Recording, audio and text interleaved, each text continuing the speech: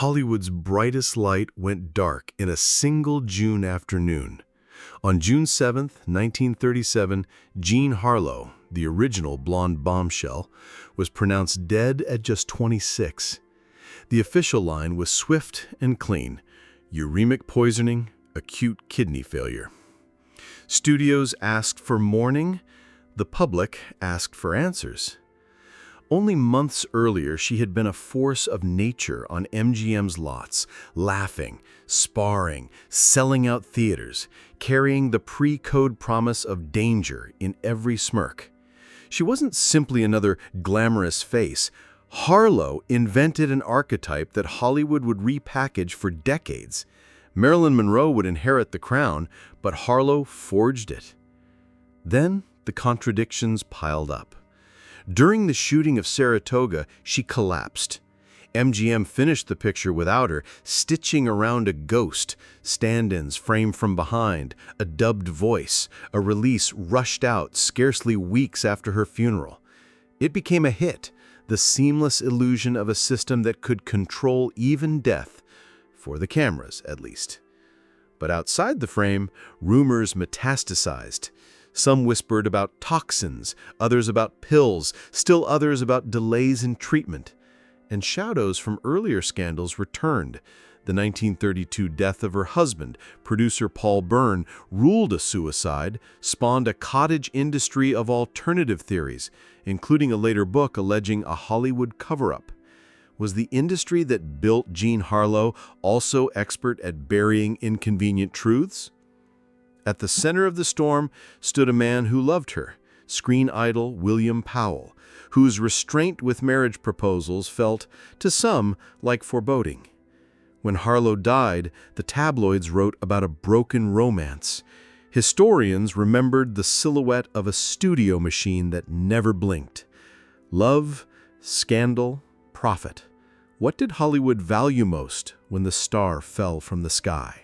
Jean Harlow was not born into Hollywood royalty. She entered the world as Harleen Harlow Carpenter on March 3, 1911, in Kansas City, Missouri, far removed from the glittering lights of Los Angeles. Her father, Montclair Carpenter, was a dentist. Her mother, Jean Poe Harlow, nicknamed Mother Jean, was an ambitious woman who harbored dreams of stardom but never fulfilled them herself. Those unrealized ambitions would soon be projected onto her daughter. When Jean was still a child, her parents' marriage fractured. The divorce left a deep scar, forging a close and sometimes suffocating bond between Jean and her mother. Mother Jean became not only a guardian, but a relentless architect of her daughter's destiny, determined to see Harleen achieve the fame she herself had been denied. That drive would later become both a catalyst for Jean's meteoric rise and a source of intense personal pressure. Her childhood was a mixture of privilege and instability.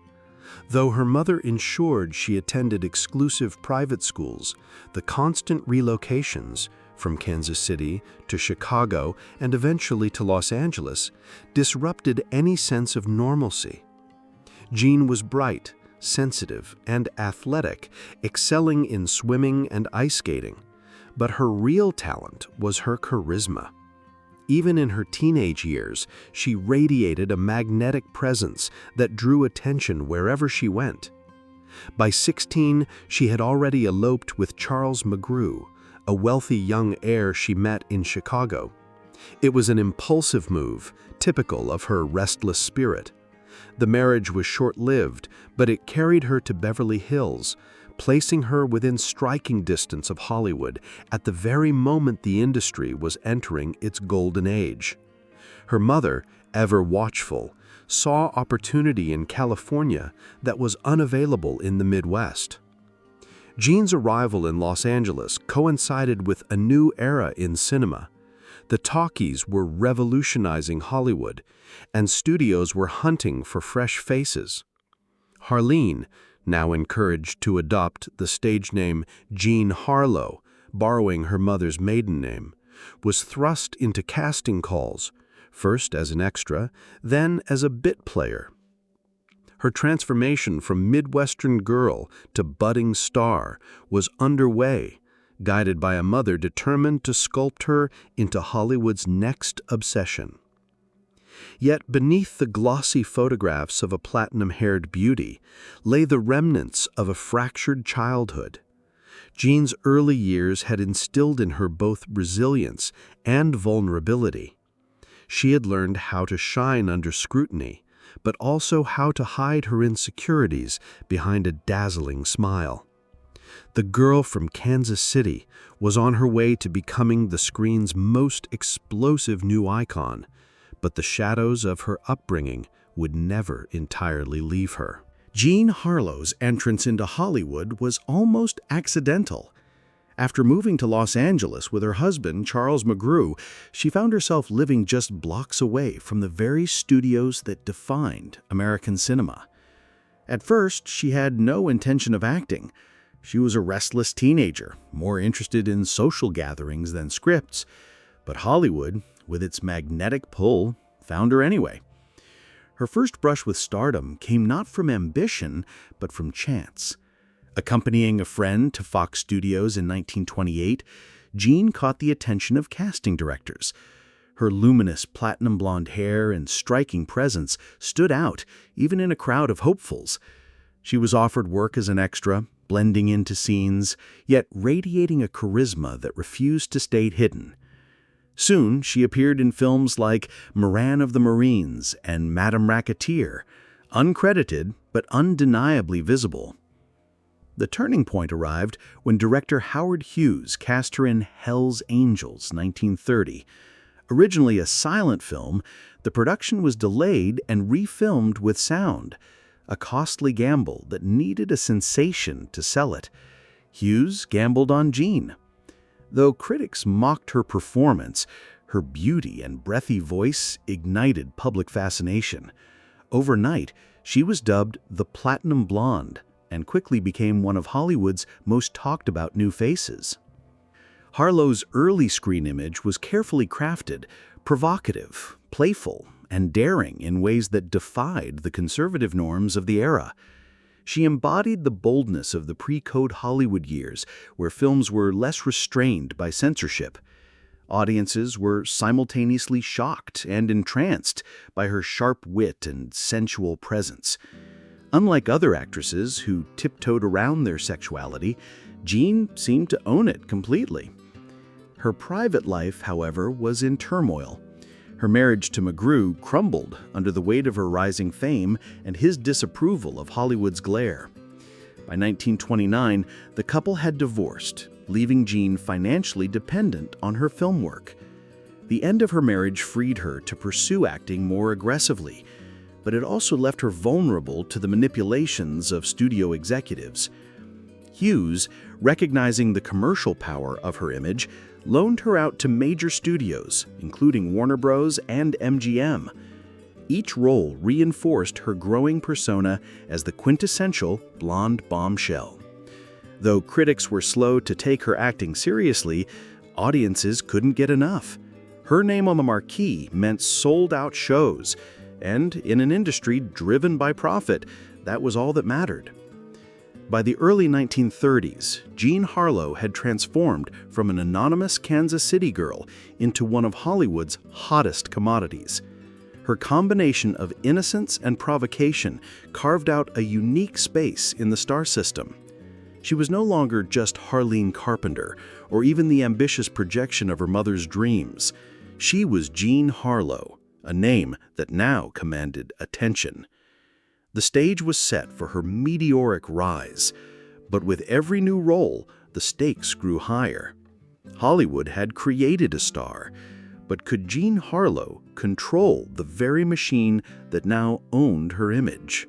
By the early 1930s, Jean Harlow had transitioned from a studio curiosity into one of Hollywood's most bankable stars. She was no longer just the platinum-haired beauty of Hell's Angels. She was a marquee name, a cultural force who defined an era of cinema. What followed was a meteoric rise that cemented her as the original blonde bombshell, a title both empowering and imprisoning. Her breakout came with Platinum Blonde 1931, directed by Frank Capra. Though not the lead role, Jean's luminous presence was enough to dominate the film's publicity. Columbia Pictures seized the moment, branding her the Platinum Blonde and launching a marketing blitz. Women across America flocked to salons, demanding their hair be bleached to match hers, while men plastered her images on bedroom walls and locker doors. A star was no longer being made, she had arrived. Harlow's image found its full force at MGM, the studio that understood how to mold stars into enduring legends. MGM paired her with Clark Gable in Red Dust, 1932, and the chemistry between them was electric. Gable, the rugged everyman, and Harlow, the sharp-tongued siren, created a pairing that audiences adored. Their films together became box office sensations, turning Harlow into MGM's prize jewel. In Red-Headed Woman, 1932, Jean delivered a performance that was scandalous even by pre-code standards. As the cunning seductress Lil Andrews, she flaunted her sexuality, ridiculed social conventions, and made no apologies for her ambition. Critics were aghast, but audiences thrilled to her brazenness. The film was banned in several states, yet its notoriety only fueled Harlow's fame. She had become the embodiment of a cultural shift. Women on screen could be as bold, ruthless, and unapologetically sexual as men. The following year brought Dinner at 8, 1933, an ensemble drama where Harlow held her own against veterans like Marie Dressler and Lionel Barrymore. Her portrayal of the shallow but magnetic Kitty Packard was both comedic and biting, earning her critical praise that began to silence the doubters who had once dismissed her as a mere pretty face. But it was Bombshell, 1933, that blurred the line between Jean Harlow the star and Jean Harlow the woman. Playing a harried movie actress manipulated by studios, the script mirrored her own experiences, making the satire both funny and haunting. Audiences saw the humor, but insiders recognized the truth. Harlow was living the very exploitation the film lampooned. Off-screen, Harlow became a phenomenon. Fan clubs mushroomed, gossip magazines followed her every move, and the fashion world obsessed over her look. The Harlow Platinum hairstyle became iconic, so much so that beauticians offered dangerous chemical treatments to replicate it. Even the young Norma Jean Mortensen, later Marilyn Monroe, idolized her, imitating her poses and styling in childhood photographs. MGM continued to pair her with Clark Gable, producing a string of hits that defined 1930s romantic comedies and dramas. Films like Hold Your Man, 1933, China Seas, 1935, and Wife vs. Secretary, 1936, showcased her versatility. No longer just a seductress, Harlow proved she could carry comedic timing, romantic depth, and dramatic weight. She was evolving as an actress, maturing into roles that balanced allure with heart. Yet the success came with a steep price. MGM's publicity machine kept her in constant rotation, scheduling relentless film shoots, interviews, and promotional tours. Harlow's personal life became fodder for the press. Her failed marriages, her rumored affairs, her extravagant lifestyle. The studio spun every narrative, making her both adored and scrutinized. By the mid-1930s, Jean Harlow was one of the most photographed women in the world. Her name guaranteed profits. Her films routinely topped box office charts. At 24, she had achieved what most actresses could only dream of. She wasn't just a star, she was an institution. But behind the laughter on screen and the sparkling gowns on the red carpet, shadows were creeping closer. The studio could control the headlines, but it couldn't erase whispers. Hollywood's brightest blonde was carrying secrets, and those secrets, her health, her heartbreak, and her haunted past, would soon surface. Jean Harlow had conquered Hollywood. She had redefined femininity on screen, challenged moral codes, and captivated millions. Yet even at the height of her glory, an uneasy truth lingered. In Hollywood, stars could rise overnight, but they could also fall just as quickly. At the height of her fame, Jean Harlow seemed untouchable. She was Hollywood's golden girl, glamorous, bankable, adored by millions. But behind the camera flashes, her personal life unraveled, in ways that mirrored the very melodramas she starred in. For all her laughter on screen, Harlow's world was filled with tragedy, scandal, and secrets that Hollywood worked hard to bury. Her marriages became the first cracks in the glamorous facade. Harlow's first union with Charles McGrew ended in divorce once her star began to rise. In 1932, she shocked the industry by marrying Paul Bern, a producer at MGM, who was 22 years her senior. To outsiders, it seemed a strategic match, an ambitious young starlet tied to an influential studio figure. But just 2 months after their wedding, Bern was found dead in their Beverly Hills home with a gunshot wound to the head. The police declared it suicide, yet from the very beginning, whispers of foul play surrounded the case. Some claimed Bern had been entangled with another woman. Others suggested MGM intervened to protect both Bern's and Harlow's reputations. The studio quickly spun a narrative of a troubled man and kept Jean carefully shielded from questioning. But the scandal lingered. Many questioned whether Jean knew more than she let on, or whether MGM orchestrated a cover-up to protect its star asset. The tragedy left her shaken, but in true Hollywood fashion, she was back on set within days, smiling through her grief. Her private life did not grow calmer. Though she later found companionship with actor William Powell, their relationship was marked with hesitations and unfulfilled promises. Powell reportedly loved her deeply, but he resisted marriage, citing concerns about her fragile health.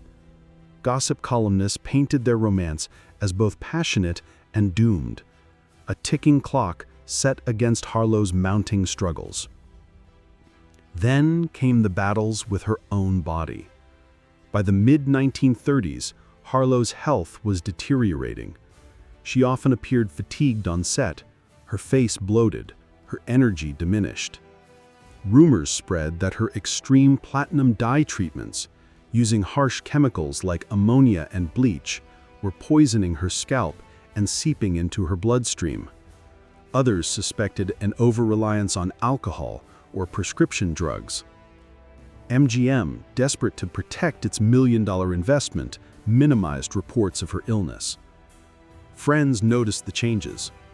Co-stars recounted how she sometimes had trouble remembering lines or needed to rest between takes. Yet directors and producers pushed forward, unwilling to let anything interrupt production schedules. Hollywood's machine was merciless. Stars were commodities, and commodities couldn't afford to break. Scandal shadowed her career too. Tabloids thrived on Harlow's image as both seductress and victim. Her wardrobe, often daringly revealing by 1930s standards, provoked moralists who labeled her immoral. Religious groups condemned her films, calling her roles a corrupting influence on young women. Paradoxically, this condemnation only fueled ticket sales. Jean Harlow had become both sinner and saint, desired, criticized, and consumed by a public that could not look away. Her decline was accelerating, though few understood the extent. As Jean Harlow struggled with pain and exhaustion, MGM continued to promote her as invincible. The blonde bombshell was never supposed to show weakness, but weakness was already consuming her from within. By 1937, Jean Harlow was at once Hollywood's brightest star and its most fragile secret. Outwardly, she was still the dazzling blonde gracing magazine covers, pairing with Clark Gable on screen, and carrying MGM productions to box office success. But her health, long whispered about behind closed doors, was failing rapidly. During the filming of Saratoga that spring, the cracks could no longer be hidden. Co-stars noticed her pallor, her constant fatigue, and the swelling in her face. Clark Gable recalled that she struggled to stand for long takes, sometimes needing to rest between scenes. Crew members whispered that she looked sickly, though the studio forbade anyone from discussing her condition publicly. On May 29, 1937, Harlow collapsed on set. Initially, it was dismissed as influenza or exhaustion, a convenient explanation for a star working under brutal studio schedules. But her health, long whispered about behind closed doors, was failing rapidly. MGM scrambled to control the narrative. Press releases described her illness as a slight cold or a run-of-the-mill infection, downplaying the severity. For days, fans were reassured that their beloved Jean would return soon to finish Saratoga. Behind the hospital doors, however, it was clear that she was dying. On June 7, 1937, Jean Harlow took her last breath. The official cause of death was kidney failure, a tragic end that seemed almost mundane compared to the sensational life she had lived.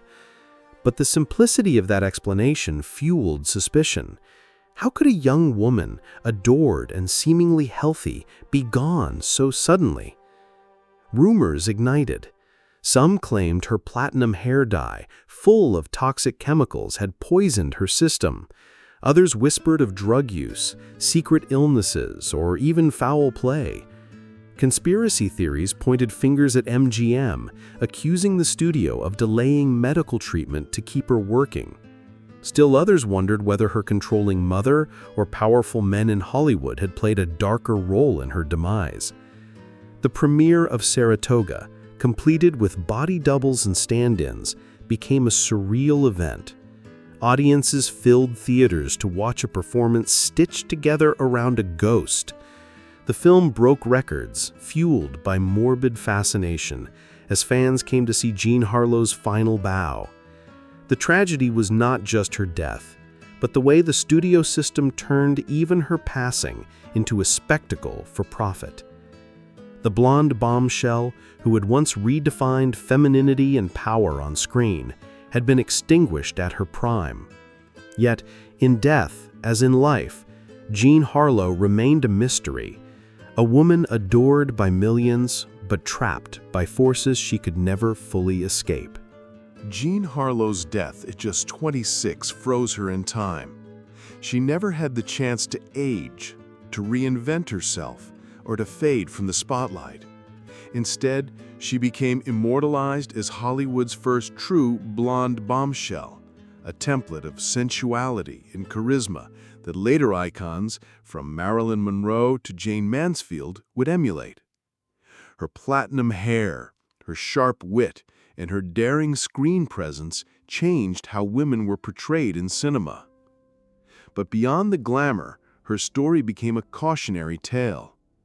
Harlow represented both the allure and the cruelty of the Hollywood system. She had been sculpted into an icon by MGM, celebrated when she sold tickets, hidden when her health declined, and mourned only after she was gone. The studio that manufactured her stardom also dictated the narrative of her life and death, ensuring that uncomfortable truths were kept from the public. Her legacy lives not just in the films she left behind, Red Dust, Dinner at 8, Bombshell, Saratoga, but also in the mythos surrounding her. Fans still debate the circumstances of her passing. Was it simply kidney disease, or was there a darker explanation buried beneath Hollywood's polished facade? The lack of clarity keeps her legend alive, as each generation rediscovers her films and asks the same haunting questions. Jean Harlow's life was brief, brilliant, and tragic. She lit up screens with a mixture of innocence and fire, humor and seduction, and left audiences with the unforgettable impression that she was both untouchable and heartbreakingly vulnerable. More than 80 years later, the mystery of her death remains unsolved, but her impact on Hollywood endures.